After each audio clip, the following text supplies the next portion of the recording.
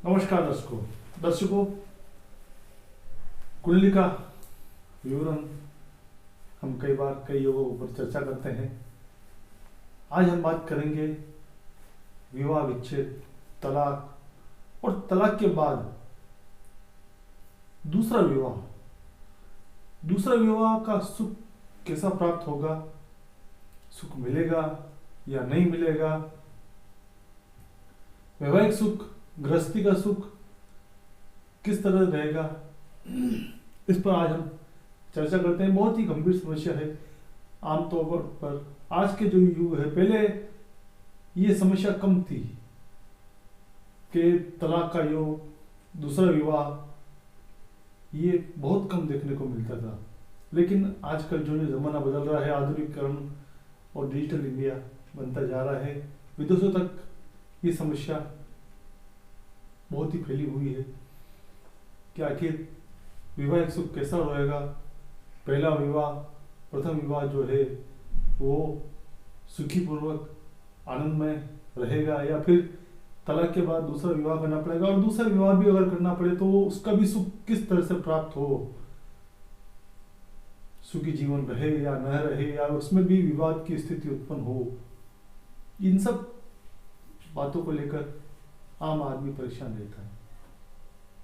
तो दोस्तों, आज हम इसी गंभीर समस्या पर चर्चा करते हैं कुंडली में कि विवाह के योग कैसे हैं, विवाह का सुख कैसा है, और अगर तलाक की स्थिति आती है तो उसके बाद पुनः दूसरा विवाह होगा या नहीं होगा, या उसका सुख किस तरह से मिलेगा।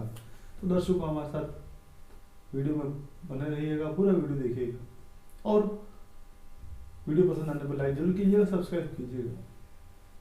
दर्शकों,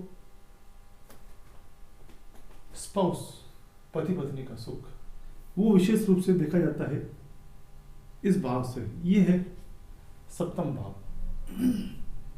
पहला भाव, दूसरा भाव, तीसरा भाव, चौथा भाव, पांचवा, छठा, सातवां, आठवां और ये सब 12 भाव। ये उदाहरण के रूप में बता रहा हूं मैं। काल पुरुष की कुंडली का हम सामान्य रूप से उदाहरण के लिए उपयोग करते हैं, अन्यथा यहाँ पर किसी की भी कोई भी राशि हो सकती है। मकर लग्न है तो यहाँ पर चंद्रमा सप्तमेश होगा। उसी तरह कोई भी लग्न हो, उसी वजह से अगर यहाँ तुला लग्न है तो यहाँ पर मेष राशि होगी, सप्तमेश मंगल होगा। इस तरह कोई भी लग्न हो सकता है और सप्तमेश भी उसी अकॉर्डिंग बदल जाता है। तो आम तौर पर हम देखते हैं, जैसे आज हम चर्चा करते हैं किसी भी अन्य लग्न की, अगर यहां पर कर्क लग्न है तो यहां सिंह होगा, कन्या, तुला, वृश्चिक, धनु, मकर, कुंभ, मीन, मेष, वृषभ और मिथुन। इस तरह ये चार्ट बना है। अगर सप्तम शनि यहीं पर स्थित है तो पति पत्नी के बीच में विवाद की स्थिति आती है। लेकिन क्योंकि शनि कलह का कारक भी है, पति सप्तम भाव में अगर शनि बैठ जाता है तो स्पाउस जो होता है वो कलह प्रिय होता है। वो किसी न किसी बात को लेकर विवाद करना पसंद, उन दोनों के बीच में, पति पत्नी के बीच में विवाद की स्थिति बनी रहती है। यही अगर मंगल यहाँ बैठ जाता है तो भी यही स्थिति बनती है, क्योंकि वो अग्नि तत्व। सूर्य यहाँ बैठ जाता है तो भी यही स्थिति बनती है, और राहु यहाँ होने पर भी यही स्थिति बनती है। ऐसी कंडीशन में मंगल हुआ तो मंगल यहाँ उच्च का हो गया, सूर्य या राहु पापिक ग्रह अगर सप्तम भाव में बैठे हुए हैं, या फिर कहीं पर भी मंगल जैसे चतुर्थ भाव में बैठकर चौथी दृष्टि से सप्तम भाव को देख रहा है या सप्तमेश को देख रहा है। शनि यहाँ बैठा हुआ है तो शनि नीच का हो गया, लेकिन मंगल ने यहाँ बैठकर सप्तमेश को देख लिया और सप्तम भाव को भी देख लिया, तो ऐसी स्थिति में वो तलाक करवा देता है, इस भाव को बिगाड़ देता है, दूषित कर देता है।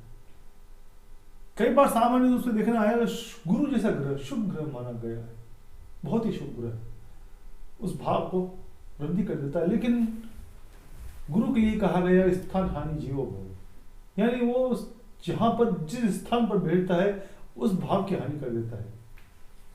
ऐसी परिस्थिति में अगर गुरु यहां बैठ जाता है तो भी विवाह विच्छेद की स्थिति ले आता है एक बार।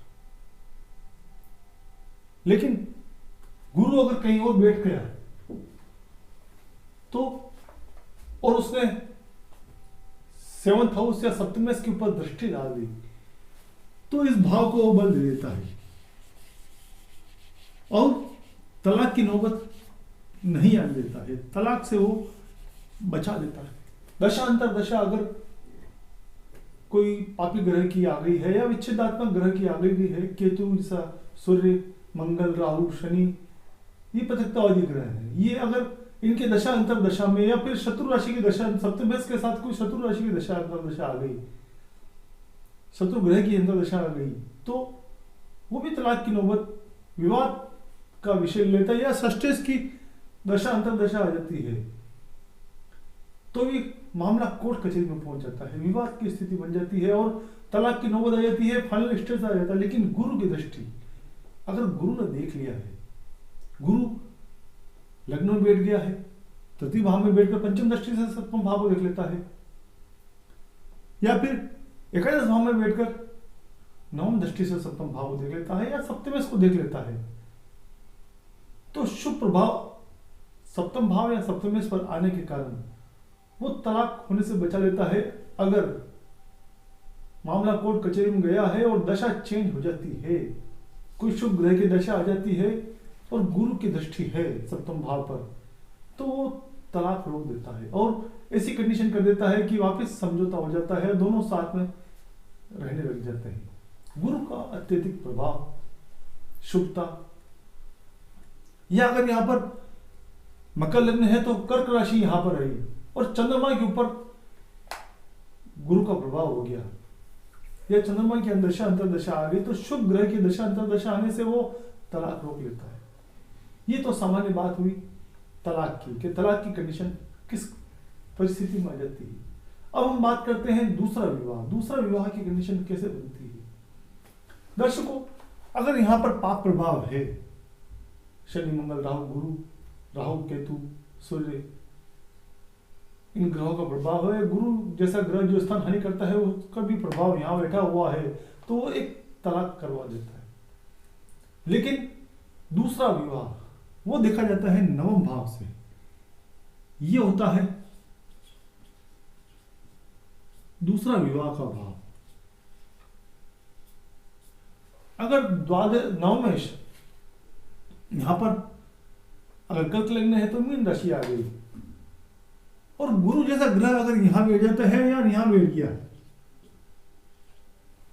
लग्न में बैठ गया, या द्वादशेश के साथ गुरु का संबंध युति संबंध हो जाता है, दृष्टि संबंध हो जाता है, तो ऐसी स्थिति में ये दूसरा विवाह करवा देता है। तलाक होने के बाद दूसरा विवाह करवा देता है और उसका सुख उसे मिलता है। लेकिन यहां भी विशेष रूप से ध्यान देने वाली बात है, अगर यहां पर शनि या मंगल, क्योंकि शनि अगर अपने घर में बैठता है तो विशेष रूप से तलाक नहीं होने देता है, विवाह जरूर करवा देगा, लेकिन वह अपने घर में अपनी ही राशि में बैठने पर, कर्क लग्न है और शनि यहां बैठा हुआ है तो वो अपनी राशि में बैठ गया तो इस भाव को बिगड़ने नहीं देगा वो। ऐसी परिस्थिति में शनि विवाद करवा देता है लेकिन तलाक नहीं होने देता है। ये बात विशेष रूप से ध्यान देने वाली है। अगर यहां पर राहु जैसा ग्रह बैठ जाता है, मंगल भी यहां उच्च का है, शशियों को निर्माण करेगा, विवाद करवाएगा लेकिन तलाक नहीं होने देगा, क्योंकि वो अपनी उच्च की राशि में बैठ गया है। राहु अगर यहां बैठ गया है, केतु बैठ गया है, सूर्य बैठ गया है, इसी परिस्थिति में वो तलाक करवा देता है। और लेकिन यहां पर राहु बैठा है और यहां पर मंगल बैठ गया है या सूर्य बैठ गया है, ऐसी परिस्थिति में वो दूसरा विवाह तो करवा देगा लेकिन उसमें भी वो विवाद उत्पन्न कर देता है और कई बार दूसरा विवाह होने ही नहीं देता है। यह भी विशेष रूप से ध्यान देना है कि नवम भाव जो दूसरा इस भाव से तीसरा गया है और ये दूसरा विवाह का भाव है। सप्तम से तीसरा जाने पर उस भाव का दूसरा फल दे देता है। जिस तरह ये छोटे भाई बहन का भाव हुआ और उससे भी छोटे भाई बहन के लिए पंचम भाव देखा जाता है, इस तरह ये उस भाव से तीसरा, उस भाव का दूसरा भाव सुख जो है, एक भाव बिगड़ जाता है तो उससे तीसरे भाव को हम उससे दूसरे सुख की कामना कर सकते हैं। तो इसी तरह सप्तम भाव से तीसरा जो भाव है ये दूसरा विवाह का योग देता है। और ये यहाँ पर गुरु या फिर शुक्र,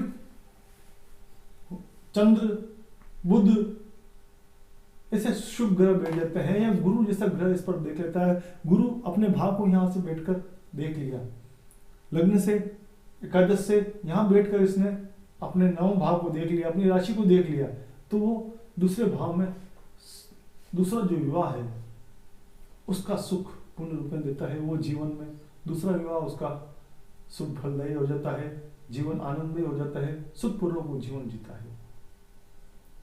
इसलिए केवल सप्तम भाव के साथ साथ नवम भाव का भी अध्ययन हमें कर लेना चाहिए। नवम भाव धर्म का भाव भी माना गया है।